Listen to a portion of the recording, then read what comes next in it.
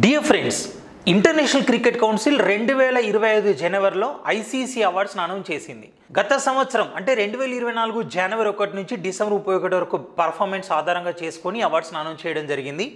Awards 2025లో announce చేసినా 2024గానే పరిగణించాలి.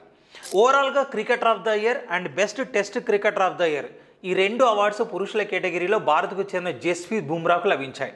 ఇక ఓవరాల్గా మహిళా cricketer of the year and T20 మహిళా క్రికెటర్ ఆఫ్ ద ఇయర్ ఈ రెండు న్యూజిలాండ్కి చెందిన అమీలియా కెర్ అనే క్రికెటర్కు లభించాయి.